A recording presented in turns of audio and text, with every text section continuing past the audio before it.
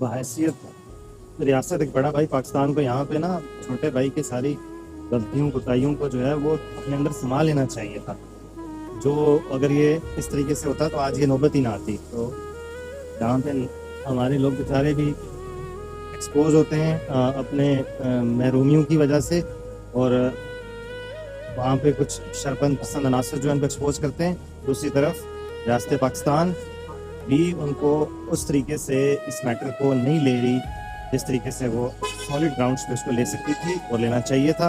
यही वजह है कि आज जो है ये मसला जो है वो बिल्कुल वहीं का वहीं है, और मज़ीद शरपसंद अनासर जो है इसके अंदर वो अपना रोल प्ले करते हुए इसको ख़राब कर रहे हैं। तो जो सिचुएशन बन गई है